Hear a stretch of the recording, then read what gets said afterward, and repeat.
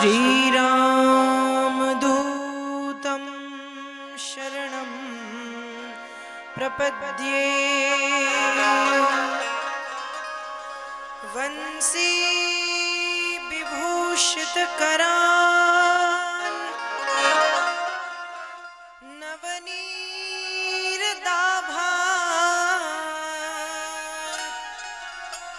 पीताम्बरादरुणबिम्बफलाधरोष्ठात्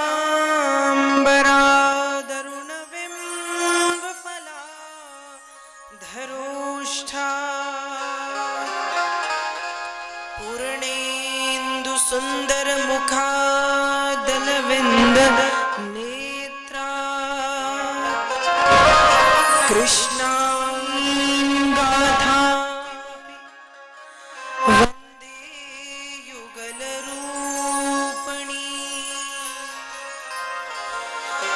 नारायणं नमस्कृत्य नरं चैव नरोत्तमं देवीं सरस्वतीं व्यासं ततो जयमुदीरये। राम कथा की रसिक तुम भक्ति राशि मति धीर गादी अपनी लीजिए प्रभु तेज पुंज महावीर। आइए हनुमंत जी विराजिए बोलिए श्री हनुमंत लाल जी महाराज की। श्री राधा कृष्ण भगवान की नर्मदा मैया की जगदम्बा मैया की।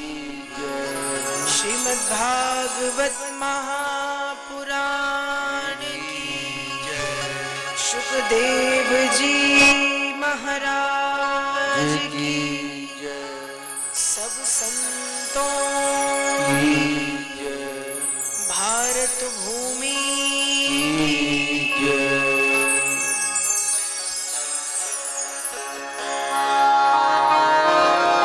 यहाँ पर उपस्थित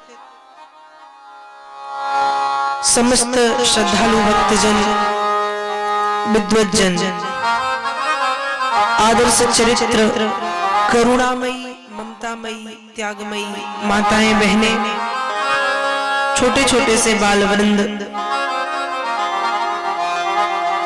कथा में पधारे समस्त भगवत कथानुरागी जन आप सब मेरा प्रणाम स्वीकार करें।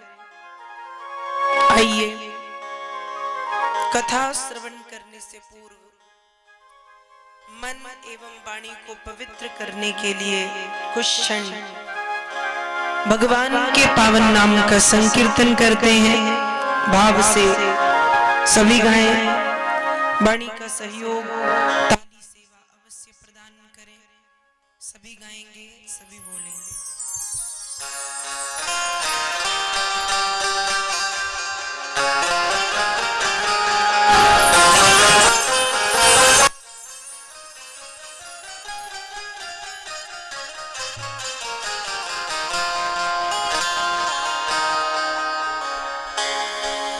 जय सिया राम जय जय सिया राम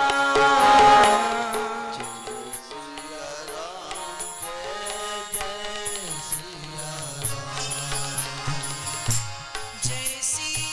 जय जय सिया राम जय सिया राम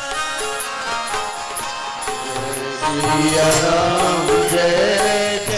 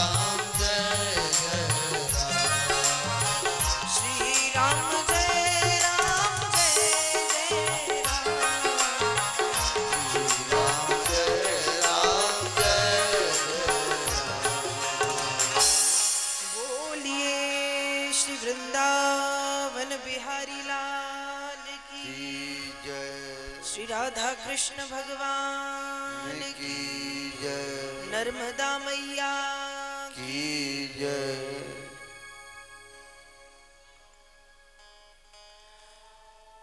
आज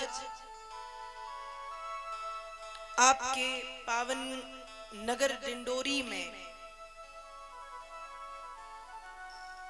मां नर्मदा की पावन तट पर श्रीमद् भागवत कथा का प्रथम दिवस प्रारंभ हो चुका है। बड़े सुंदर रूप से मंगल कलश यात्रा निकाली गई एवं श्रीमद् भागवत की पावन कथा आज यहाँ पर प्रारंभ होने जा रही है। श्रीमद् भागवत की पावन कथा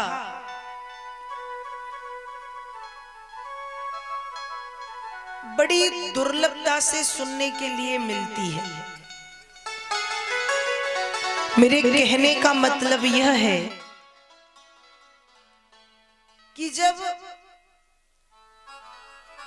हमने पूर्व जन्म में कोई बहुत अच्छे काम किए हैं और एक जन्म में नहीं, पिछले कई कई जन्मों में जब हम बहुत अच्छे कार्य करते हैं तब भगवान की कृपा से, माता पिता के आशीर्वाद से, पूर्वजों की कृपा से श्रीमद् भागवत की कथा सुनने का अवसर हमें हमारे जीवन में मिलता है। तब ये कथा सुनते हैं हम।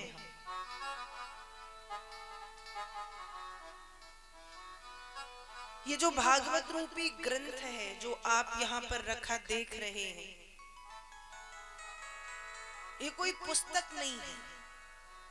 हम सोचते हैं ये एक पुस्तक है, ये एक किताब है, एक ग्रंथ है, लेकिन ये एक पुस्तक, एक किताब, एक ग्रंथ नहीं तो क्या है? कहा ये जो श्रीमद् भागवत है ये भगवान का वांग्मय विग्रह है, वाणी रूपी विग्रह। तेनेयं वांग्मयी मूर्ति प्रत्यक्षा वर्तते हरि, सेवनात् श्रवणात् पाठाद् दर्शनात् पापनाशिनी। ये जो श्रीमद् भागवत जी हैं ये भगवान का वांग्मय विग्रह है, वाणी रूपी विग्रह। मतलब भागवत जी में भगवान स्वयं शब्द ब्रह्म के रूप में विराजमान है। इसलिए इस कथा को सेवनात्, यदि इस कथा को सुना जाए और आचरण में उतार लिया जाए तो भैया फिर किसी ने पूछा कि मान लो किसी से आचरण में उतारते ना बने, किसी से जीवन में धारण करते ना बने, तो कहा श्रवणात्, सुन लिया जाए। फिर कहा कि किसी से सुनते भी ना बने तो पाठाद, कहा पढ़ लिया जाए। और कहा कि कोई ऐसा है जिससे पढ़ते नहीं ना बने, लोग होते हैं जिनसे पढ़ते नहीं बनता, तो कहा जिनसे पढ़ते भी ना बने तो दर्शनात् पापनाशनी। भागवत जी का दूर से दर्शन मात्र व्यक्ति के पापों को समाप्त करने वाला है। ऐसी श्रीमद् भागवत की पावन कथा श्रवण करने के लिए हम सब यहाँ पर उपस्थित हैं।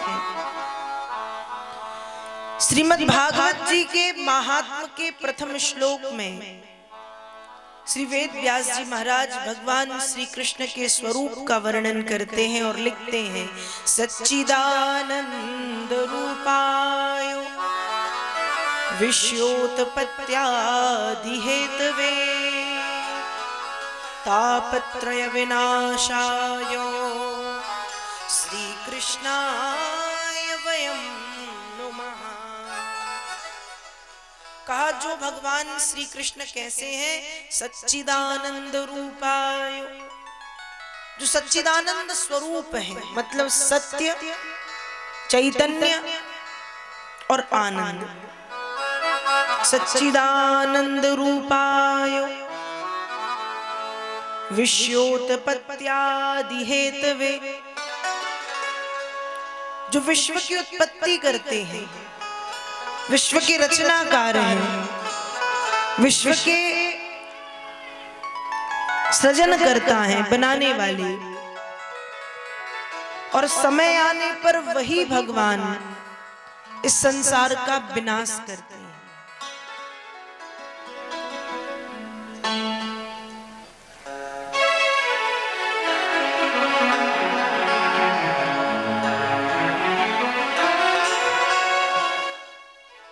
मतलब जो भगवान सत्य है, जो भगवान चैतन्य है, समय आने पर संसार का विनाश भी करते हैं। दुनिया को बनाने वाले, दुनिया के रक्षक और समय आने पर दुनिया को नष्ट करने वाले, जो तीन प्रकार के तापों से भी हमारी रक्षा करते हैं। श्रीमद् भागवत जी में तीन प्रकार के ताप बताए गए हैं, आदिदैविक, आदिदैहिक, आध्यात्मिक। रामचरितमानस में भी तीन प्रकार के तापों का वर्णन गोस्वामी जी करते हैं, दैहिक, दैविक, भौतिक ताप। राम राज्य नहीं काहू ही व्यापा।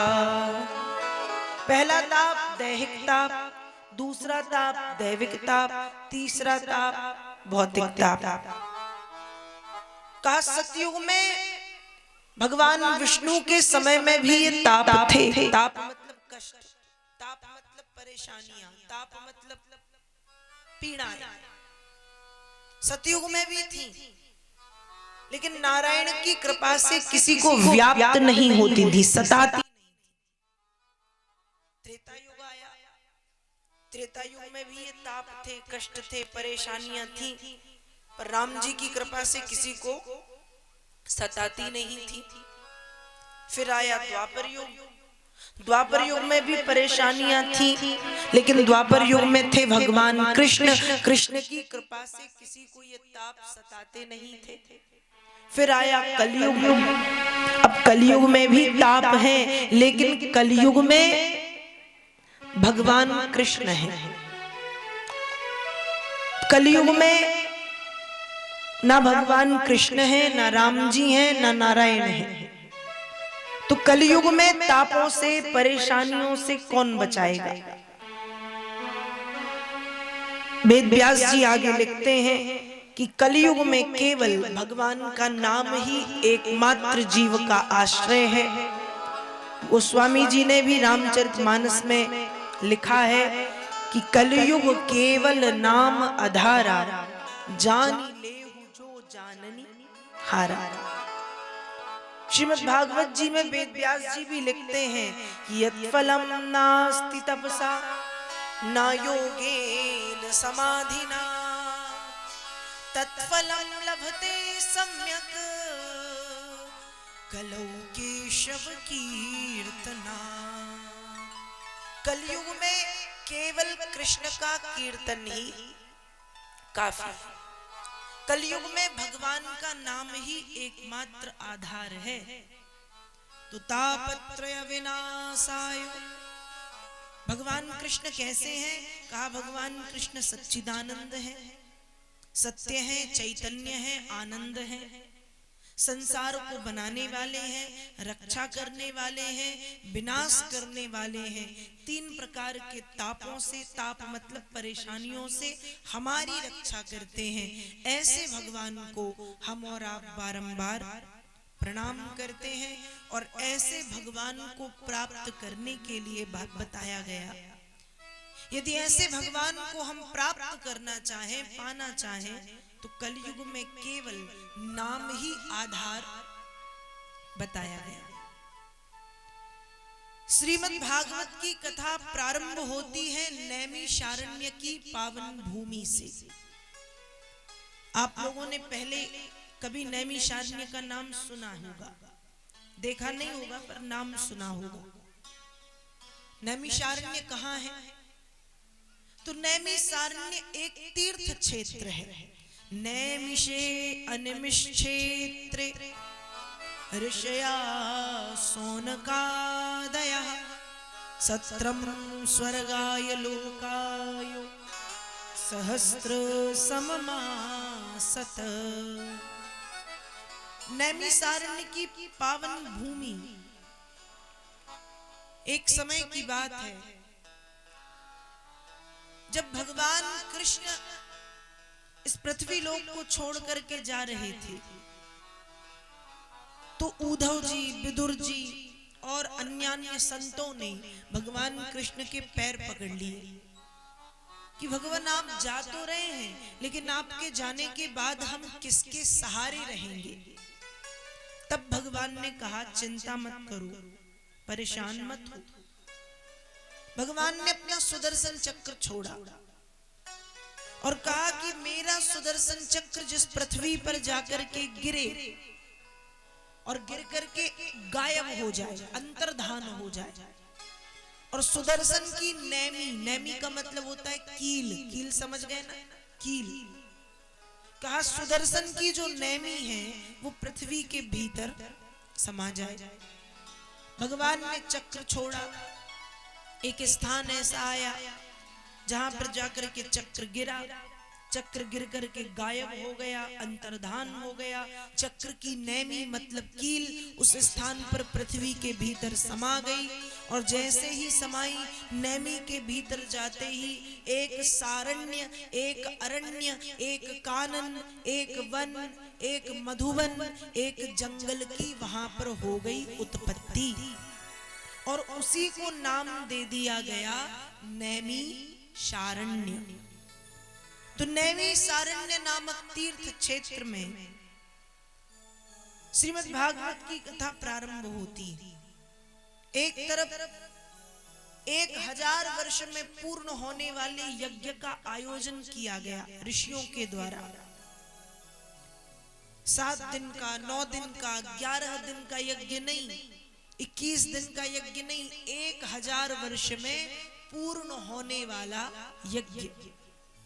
और दूसरी तरफ एक सुंदर आसन बना है, और सुंदर आसन के ऊपर बैठे हैं श्री सूत जी महाराज, और 88,000 सौनकादिक ऋषि पृथ्वी में बैठे। जैसे आज आप कथा सुनने बैठे हो, वैसे ही कहा नैमिषारण्य की भूमि में एक तरफ यज्ञ चल रहा है और दूसरी तरफ एक ऊंचे सुंदर आसन पर सूत जी बैठे हैं।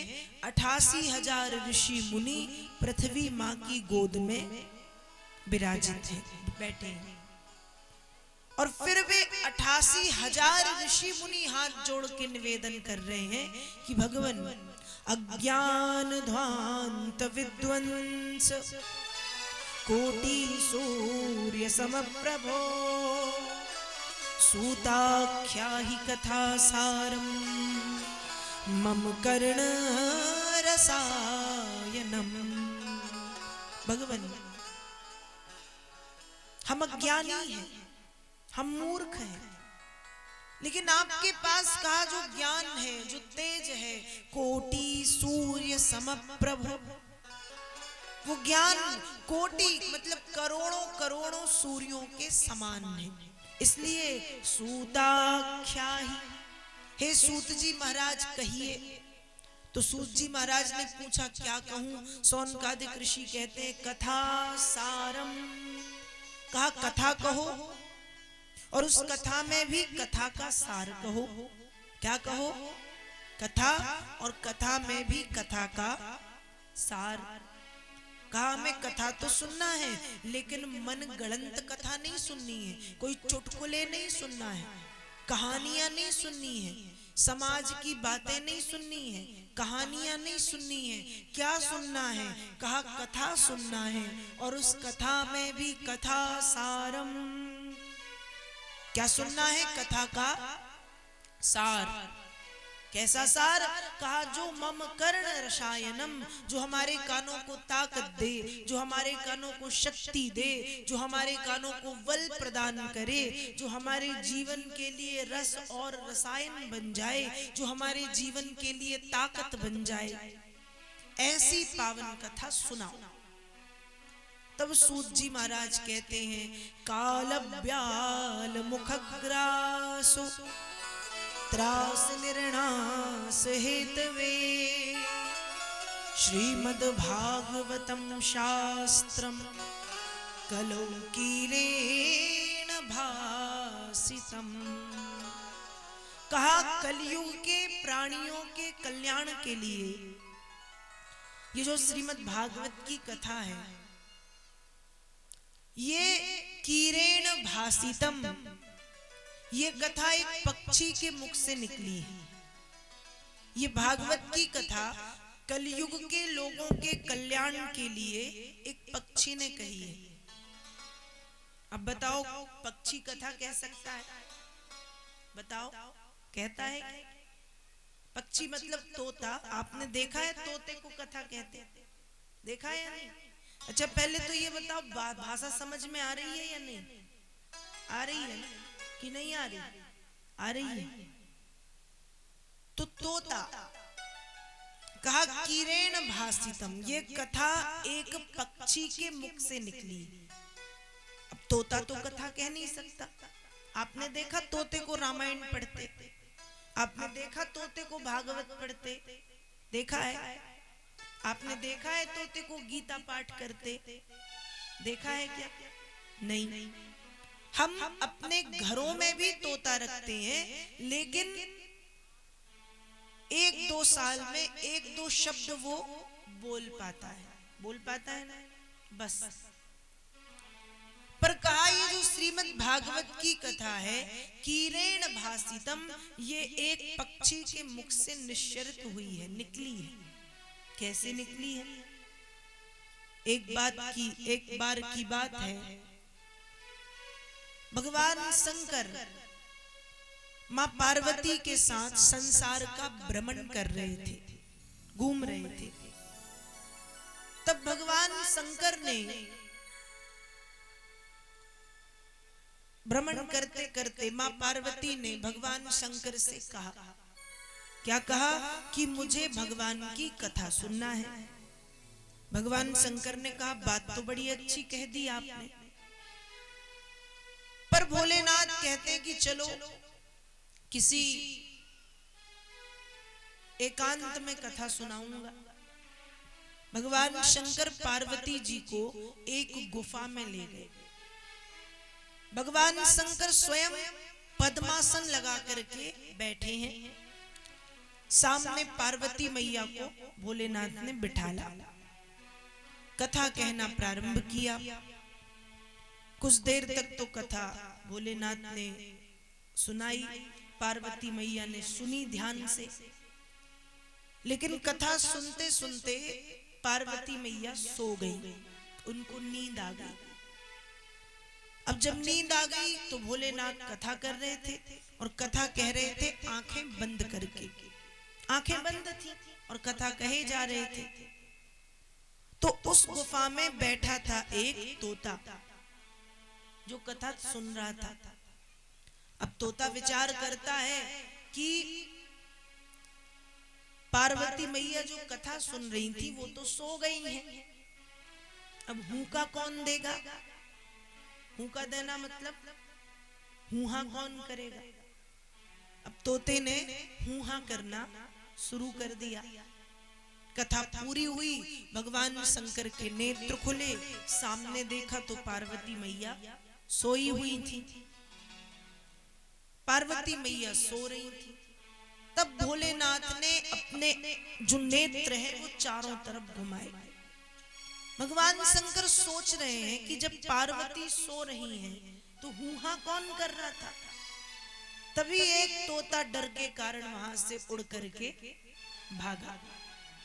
भगवान शंकर ने तुरंत उस तोते को मारने का आदेश दिया अपने त्रिशूल को। त्रिशूल से कहा किसको मारो। तोता आगे त्रिशूल पीछे, तोता आगे त्रिशूल पीछे। प्रातः काल का समय है, ब्रह्म मुहूर्त। ब्रह्म मुहूर्त कहते हैं सूर्य निकलने के 3-3.5 घंटे पहले का समय, मतलब 3:30-4 बजे का समय। तोता उड़ते उड़ते उड़ते उड़ते बहुत दूर पहुंचा, गुफा से बाहर निकला तो वेद व्यास जी के आश्रम के बाहर उनकी पत्नी खड़े होकर के जम्हाई ले रही थी। जम्हाई मतलब मुंह खुला था। अब तोता वायु के रूप में तेज गति से उनके मुख में गया और पेट में समा गया। अब त्रिशूल इंतजार करने लगा कि शायद तोता बाहर निकलेगा, पर वो नहीं निकला। भगवान शंकर खुद पहुंच गए, सोचा निकलेगा, पर नहीं निकला। और इंतजार करते करते बीत गए 12 वर्ष। कितने वर्ष? 12 साल। पर तोता पेट से बाहर नहीं निकला। अंत में भगवान शंकर ने उस तोते को वचन दिया है कि तुम पेट से बाहर आओ, मैं तुम्हें नहीं मारूंगा। तब वह तोता पेट से बाहर निकला। भीतर गया था पेट के एक तोते के रूप में, एक पक्षी के रूप में, लेकिन बाहर आया है एक मनुष्य के रूप में, जिनका नाम श्री सुखदेव जी महाराज रखा गया। और फिर श्री सुखदेव जी महाराज ने आगे यही कथा राजा परीक्षित को सुनाई है। तो सुखदेव जी महाराज का जन्म हुआ। जन्म लेते ही उन्होंने भागना शुरू कर दिया। वो कथाएं आगे आएंगी तो आगे हम सुनेंगे। श्रीमद् भागवत जी में 9 प्रकार की भक्ति का निरूपण व्यास जी करते हैं। श्रवणम कीर्तनम विष्णु, स्मरणम पाद सेवनम, अर्चनम वंदनम दास्यम, सख्य आत्मनिवेदनम। श्रीमद् भागवत में 9 प्रकार की भक्ति बताई गई। श्रवणम, श्रवण का मतलब है सुनना। क्या सुनना? कहा कथा सुनना, भगवत चर्चा सुनना। पहली भक्ति है श्रवण, दूसरी भक्ति है कीर्तन, तीसरी भक्ति है स्मरण। स्मरण मतलब भगवान को याद करना। चौथी भक्ति है पाद सेवन, भगवान के चरणों को धोकर के उस जल को पी लेना। पांचवी भक्ति है अर्चन। अर्चन मतलब स्नान कराओ, फिर वस्त्र पहनाओ, फिर तिलक चंदन लगाओ। वंदनम, वंदना करना। दास्यम, सेवा करना। सख्य, भगवान को अपना सखा मान लेना। और 9वीं भक्ति है आत्मनिवेदन, अंतःकरण, आत्मा से परमात्मा को पुकारना। ऐसे भागवत जी में 9 प्रकार की भक्ति बताई गई है। रामचरितमानस में भी गोस्वामी जी 9 भक्तियों का निरूपण करते हैं। 9 प्रकार की भक्ति रामचरितमानस में भी बताई गई। गोस्वामी जी लिखते हैं, प्रथम भगति संतन कर संगा, दूसरी रति मम कथा प्रसंगा, गुरुपद पंकज सेवा, तीसरी भगति अमान, चौथी भगति मम गुणगन, करई कपट तजिगान, मंत्र जाप मम दृढ़ विश्वासा, पंचम भजन सुवेद प्रकाशा, छठदम शील बिरति बहु कर्मा, निरत निरंतर सज्जन धर्मा, सातव मोहिमय सब जग देखा, मोते अधिक संत करी लेखा। आठव जथा लाभ संतोषा, सपने हु नहीं देखिए पर दोषा। नवम सरल मोहि सब छलहीना, मम भरोस ही हरस नदीना। इस तरह से श्रीमद् भागवत में 9 प्रकार की भक्ति और रामायण में भी 9 प्रकार की भक्ति बताई गई। भक्ति की बड़ी महिमा बताई गई है, लेकिन आज भक्ति की स्थिति बड़ी दयनीय हो गई। एक बार की बात है, स्वर्गलोक में बैठ कर के देवता भारत देश की तारीफ कर रहे थे, प्रशंसा। नारद जी के सामने भारत की गुणगाथा गा रहे थे। नारद जी ने सुना, तो नारद जी ने जब सुना कि भारत भूमि तो बड़ी अच्छी है, तो नारद जी का मन भारत भ्रमण और दर्शन करने को हुआ। घूमते घूमते घूमते घूमते घूमते नारद जी पृथ्वी पर आए। अब जब नारद जी पृथ्वी पर आए और नारद जी पृथ्वी पर आकर के भ्रमण करने लगे, जो सुना था नारद जी ने वो कुछ नहीं देखा। नारद जी सुन के आए थे कि भारत में हरिश्चंद्र जैसे सत्यवादी हैं, भारत में कर्ण जैसे दानी हैं, भारत में अर्जुन जैसे धनुर्धर हैं, भारत में अम्बरीश जैसे भक्त हैं, भारत में सती, सीता, अनुसूया और सावित्री जैसी देवियां हैं। पर नारद जी जब भारत में आए हैं तो नारद जी देखते हैं सत्यम नास्ति तपः शौचम दयादानम न विद्यते, उदरम भरिणो जीवा बराकाकूट भासिना। क्या देखा नारद जी ने? कहा सत्य नहीं है। सुन के आए थे हरिश्चंद्र जैसे सत्यवादी। हरिश्चंद्र के विषय में तो आपने सुना होगा, हरिश्चंद्र की सुनो कहानी, भर आए आंखों में पानी। राजा हरिश्चंद्र एक बार रात में सपना देखते हैं। सपने में क्या देखा कि विश्वामित्र जी आए हैं और सपने में हरिश्चंद्र ने अपना राज्यपाट सब विश्वामित्र जी को दान कर दिया। सुबह हो जैसे हुई, हरिश्चंद्र अपने सिंहासन पर बैठे थे और सोच रहे थे कि अब वो ऋषि आ जाते तो मैं उनको सब कुछ दान में दे देता। अब सपने में हम कुछ देख लें तो जरूरी थोड़ी है कि सपना पूरा करें। सपने में तो लोग पता नहीं क्या क्या देखते हैं, लेकिन हरिश्चंद्र तो हरिश्चंद्र सत्यवादी। अब सपने में देखा है कि विश्वामित्र जी आए और अपना राज्य मैंने दे दिया। सिंहासन पर बैठ के सोच रहे थे कि इतने में विश्वामित्र जी सचमुच आ गए और हरिश्चंद्र से कहते हैं, महाराज क्या रात्रि में स्वप्न देखा है? जी महाराज जी बिल्कुल देखा है। क्या देखा है? कहा यही देखा है कि आप आए हो और मैंने अपना सब कुछ आपको दे दिया। तो विश्वामित्र जी ने कहा फिर क्या करना है? देना है। हरिश्चंद्र बोले जब सपना देखा है तो बिल्कुल देना है। तो हरिश्चंद्र ने अपना पूरा राज्यपाट विश्वामित्र जी को दे दिया।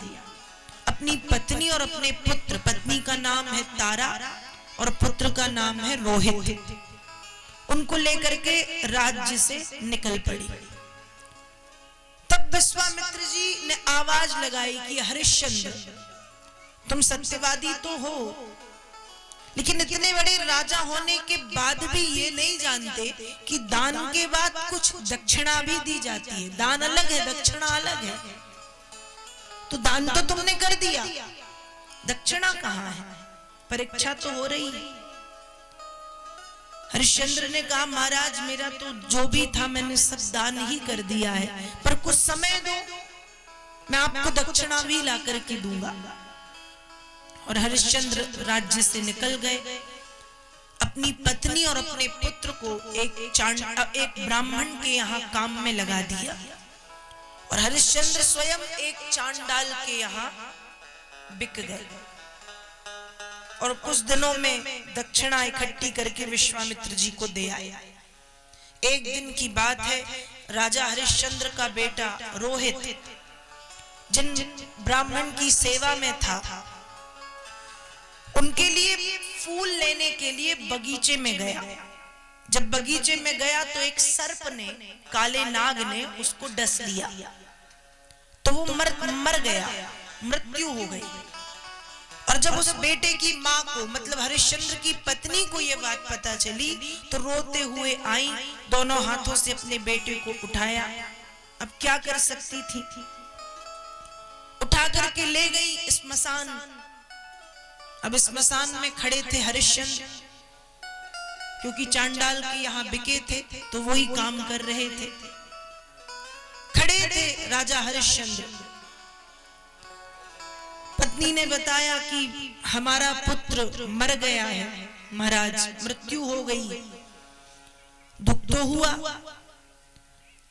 तारा ने कहा कि प्रभु इसका संस्कार, अंतिम संस्कार करना है। राजा हरिश्चंद्र ने कहा ठीक है, अंतिम संस्कार करना है, पर इस समय इस स्मशान में मैं काम कर रहा हूं, तो स्मशान के नियमों से बंधा हुआ। ये मेरा पुत्र है, तुम मेरी पत्नी हो, ये जानता हूं, लेकिन इस स्मशान के नियमों से बंधा हूं, इसलिए कुछ कर के रूप में मुझे दे दो। कर मतलब एक प्रकार से टैक्स के रूप में कुछ दे दो, तो तुम्हारे बेटे का संस्कार मैं कर दूंगा। अब कुछ था नहीं माँ के पास, एक साड़ी थी, उसी साड़ी के पल्ले को फाड़ दिया और कर के रूप में दिया कि ये कर है, अब आप जैसे हो इसका संस्कार करें।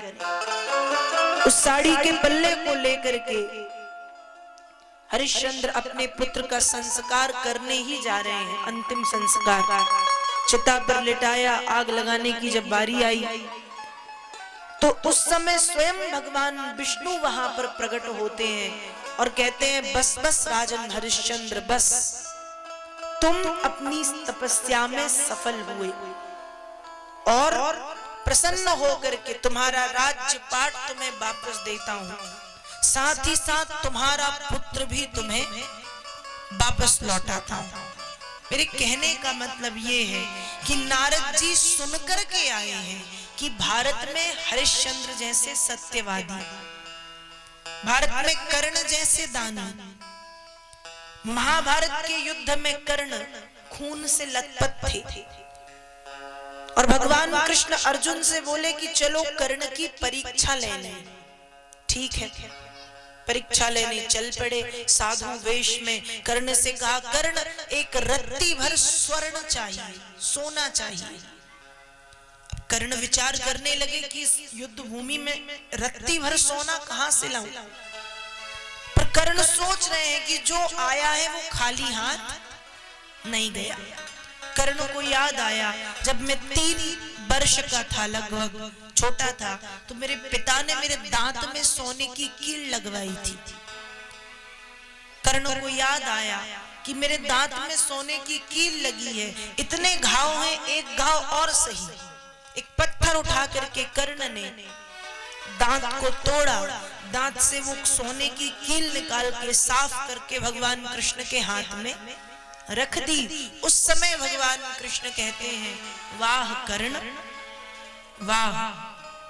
कहने का मतलब ये है कि इस भारत में हरिश्चंद्र जैसे सत्यवादी, कर्ण जैसे दानी, नारद जैसे संत, सती, सीता, सावित्री, अनुसूया जैसी पातिव्रत धर्म की प्रतिमूर्ति देवियों ने जन्म लिया है।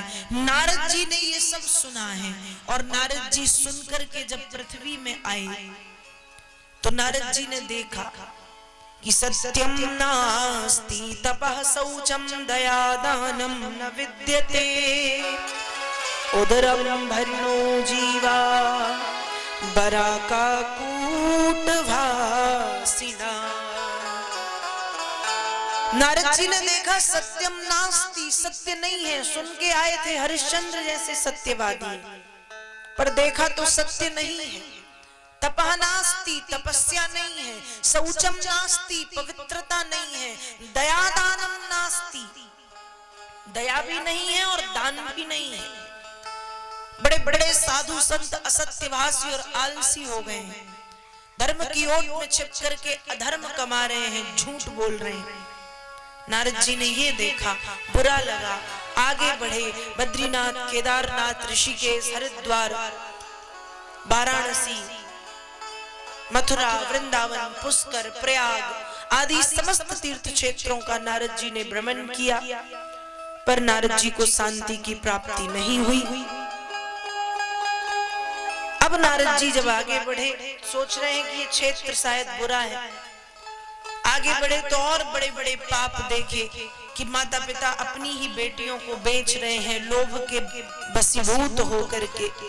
और आगे बढ़े तो और बड़े बड़े पाप देखे। ये सब देखते हुए नारद जी वृंदावन पहुंचे हैं, परम रम्य भूमि श्री यमुना जी के तट में, जहां पर एक बहुत सुंदर देवी बैठी है, जिसके बाजू में दो वृद्ध पड़े हैं जो बड़ी लंबी लंबी श्वास ले रहे हैं। उस देवी के चारों तरफ बहुत सी सुंदर सुंदर सी देवियां भी बैठी हैं। अब नारद जी को लगा कि कुछ हो गया होगा, मुझे क्या करना। और नारद जी देखते हुए आगे बढ़ने लगे। तब वह देवी हाथ जोड़ करके खड़ी होती है और कहती है, भो भो साधो क्षणं तिष्ठ मच्चिन्तामपि नाशय दर्शनं तव लोकस्य सर्वथा हरम परम। कहती है, हे महात्मा जी रुक जाइए, आपका दर्शन संसार के सभी पाप और संतापों को समाप्त करने वाला है, रुक जाइए रुक जाइए। उस देवी के निवेदन करने पर नारद जी रुक गए।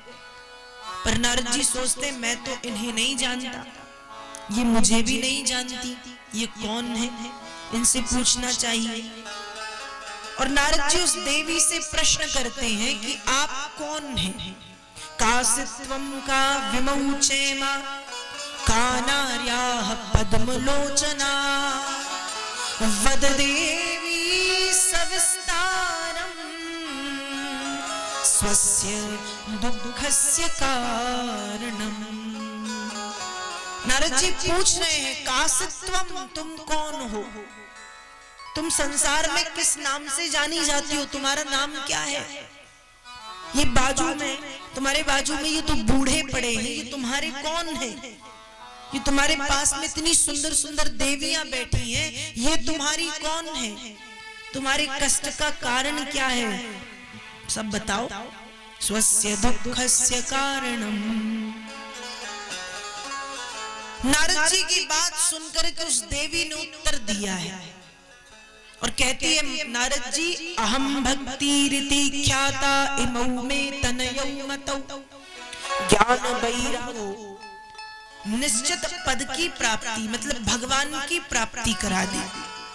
हे ब्रह्मा जी के मानस पुत्र, नतमस्तक होकर के मैं आपको प्रणाम करती हूँ। जैसे भक्त की ध्रुव की परेशानी बड़े क्षण भर में आपने दूर कर दी है। मेरा आपसे निवेदन है कि मेरे पुत्रों को भी जगा दीजिए, मेरी परेशानी भी दूर कर दीजिए। भक्ति की बातें सुन के नारद जी को दया आ गई। अनेक प्रयत्न किए, कभी ज्ञान वैराग्य के ऊपर पानी डाला, कभी उनके कान में मुख लगा के खूब जोर जोर से चिल्लाया, अरे ज्ञान जाग जाओ, अरे वैराग्य जाग जाओ। नहीं उठे। कान में शंख बजा दी, घंटी बजाई कि शायद उठ जाएं। खूब पानी डाला, उठ जाए। जोर जोर से गीता पाठ सुनाया, उठ जाए, लेकिन नहीं उठे। उठे एक क्षण के लिए और आलस्य के कारण फिर से ज्यों के त्यों सो गए। नारद जी की चिंता अब बढ़ गई, क्या किया जाए। तब भगवान ने आकाशवाणी की है कि हे देवर्षि नारद, जिन ज्ञान वैराग्य को जगाने का आप प्रयत्न कर रहे हैं वो जागेंगे, लेकिन उससे पूर्व आपको संत शिरोमणियों से मिलना पड़ेगा। ऐसा कहकर के आकाशवाणी बंद हो गई। अब नारद जी सोचते हैं कि ये संत शिरोमणि कौन है और कहां मिलेंगे। विचार करते करते करते करते कई कई संतों से नारद जी मिले हैं। जब बताया कि मेरी भक्ति ज्ञान वैराग्य का ऐसा ऐसा दुख है, आप दूर कर दो, तो कलयुग के वे कलयुगी संत, ढोंगी संत मौन रह गए। कुछ ने बातें सुनी तो टाल मटोल के चले गए, कुछ ने सुनी तो कोई फर्क ही नहीं पड़ा।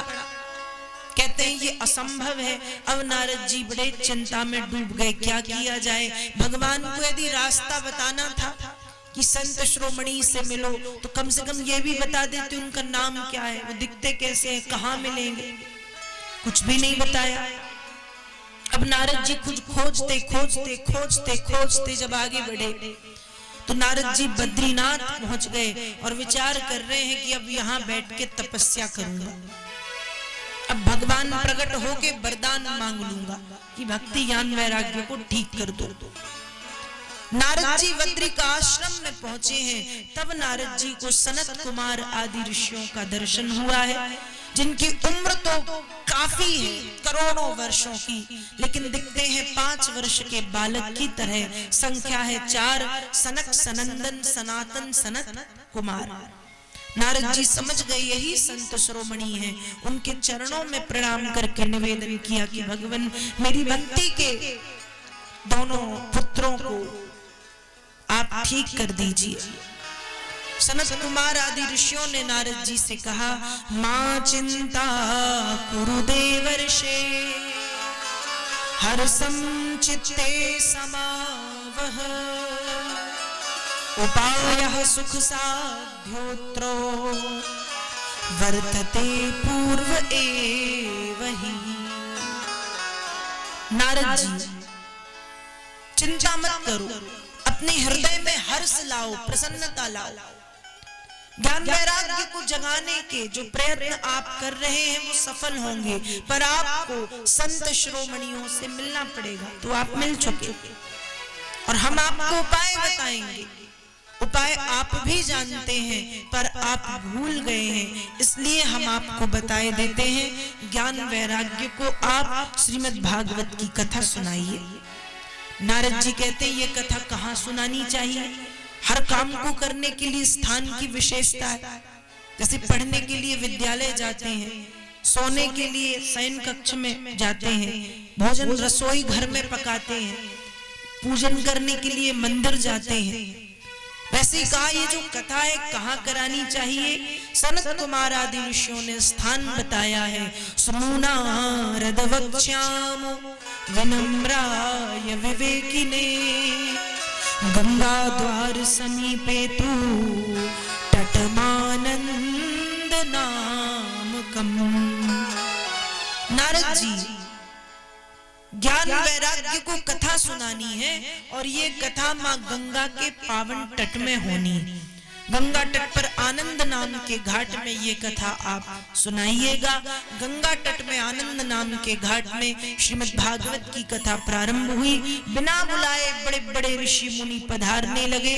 योगेश्वरौ व्यास पराशरौ च छाया सुको जाजलि जन्म मुख्या सर्वेप्यमी मुनिगणाः सह पुत्र शिष्या स्वस्त्री विरायु गति प्रणयेन युक्ता। बिना बुलाए योगेश्वर व्यास पराशर जाजली आदि आदि ऋषि मुनि पत्नी पुत्र शिष्यों समेत सपरिवार उस कथा में पधारने लगे हैं। और साथ ही साथ उसी कथा में पहला आश्चर्य हुआ। जो ज्ञान वैराग्य अचेतन बेहोश हालत में पड़े हुए थे, जो दुबले पतले हो गए थे, जो बूढ़े हो गए थे, जिनके बाल सफेद हो गए थे, जब भागवत की कथा की ध्वनि उन्हें सुनाई पड़ी तो उनको होश आ गया, चैतन्य हो गए, हष्ट पुष्ट तंदुरुस्त जवान हो गए, उठ करके खड़े हो गए। तो भक्ति भी दुबली पतली हो गई थी, वो भी उठ करके खड़ी हो गई। और श्री कृष्ण गोविंद हरे मुरारे हे नाथ नारायण वासुदेव।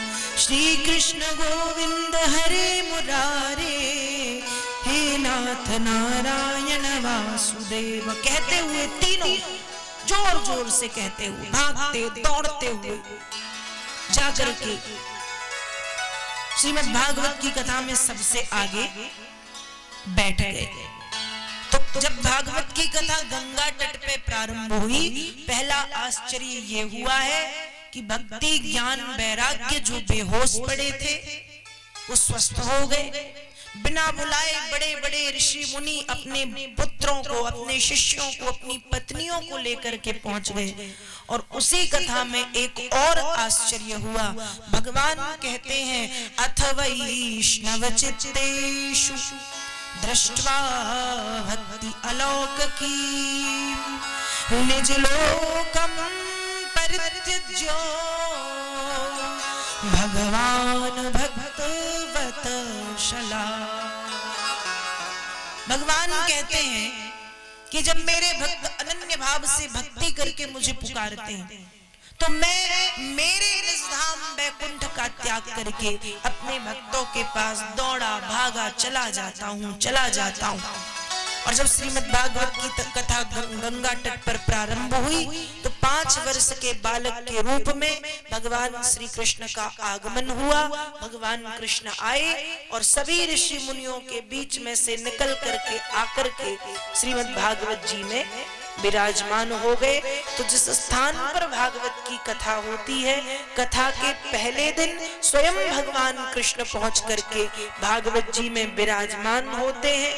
हनुमान जी महाराज स्वयं पधारते हैं और फिर इस कथा को सुनते हैं। तो आज श्रीमद् भागवत जी की कथा का पहला दिन था। पहला दिन कथा का कुछ विलंब हुआ, कुछ व्यवस्थाएं नहीं थी, तो पहला दिन ये सब होता है। लेकिन कल से कथा का समय 1 बजे से 5 बजे तक रखा गया है। तो मेरा आप सभी से निवेदन है कि समय का ध्यान रखें, 1 बजे पंडाल में उपस्थित हो, जिससे 5 बजे तक हम बड़े आनंद से भगवान की पावन कथा को सुनेंगे। समय का ध्यान रखेंगे आप सब, 1 बजे से लेकर के 5 बजे तक। अब एक बार आइए सभी हाथ ऊपर कर लें, हाथ ऊपर करके महामंत्र का 3 बार मेरे साथ जाप कर लें। हरे कृष्ण कृष्ण कृष्ण हरे हरे, हरे राम राम राम हरे हरे, हरे कृष्ण कृष्ण कृष्ण हरे हरे, हरे राम राम राम हरे हरे, हरे कृष्ण कृष्ण कृष्ण हरे हरे, हरे राम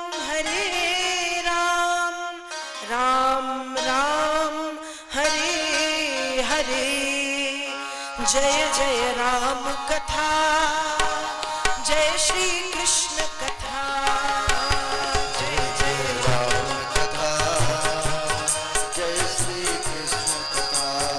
इसे श्रवण कर मिट जाती है, श्रवण कर मिट जाती है, इसे श्रवण कर मिट जाती है, श्रवण कर मिट जाती है। 100 जन्म जन्म की व्यथा, जय जय राम कथा, जय श्री कृष्ण कथा, जय जय राम कथा, जय श्री कृष्ण कथा।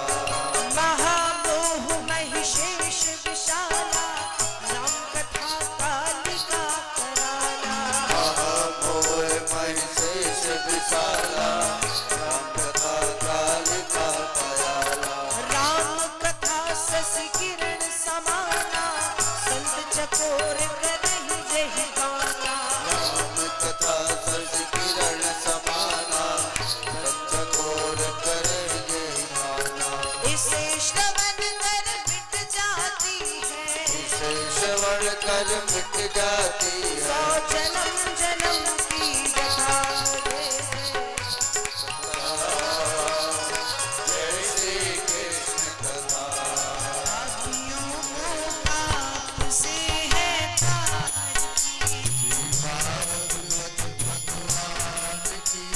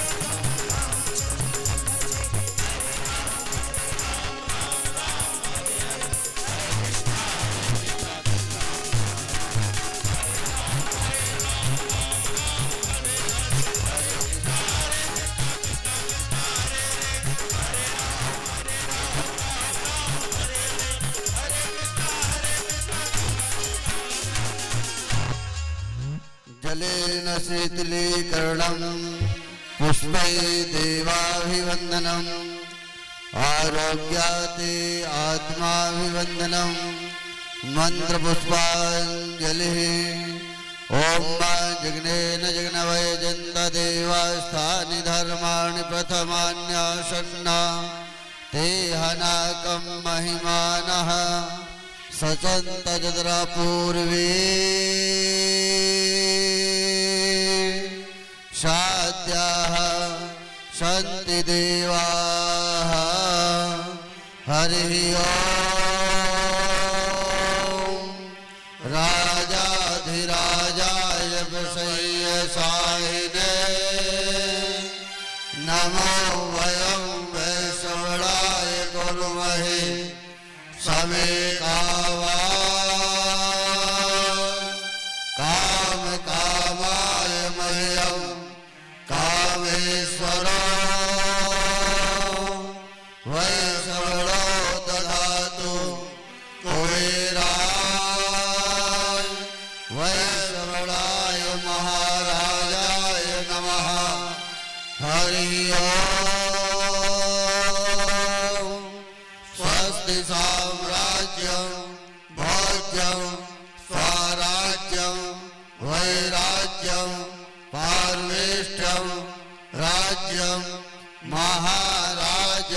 महाराजमाधपत्तमयं समन्तपर्यायै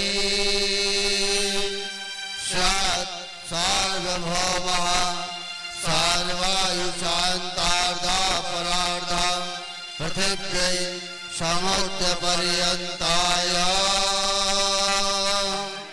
एकदादिति तदप्येषलोको विवीतो मरुतः परिवेष्टारो मरुतस्य वसङ्गहि आवेशतस्य कामप्रे विश्वे देवा सभासद ओम मां विश्वत चक्षुरत विश्वतो मुखो विश्वतो बाहुरत विश्वस्माता संबाहुयन्धमति सम्पदत्रयद्याव भूमि जनयन् देव एकः हरिः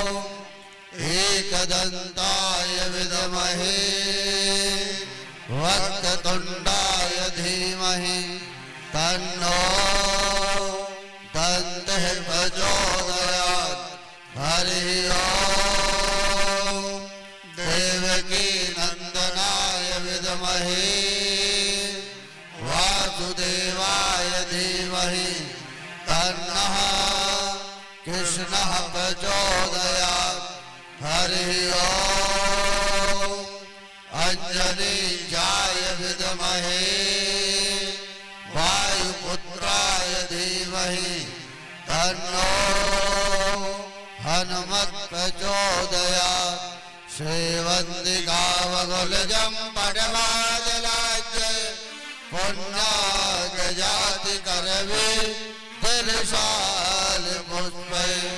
बिल्वप्रवाल तुलसी दलमंजले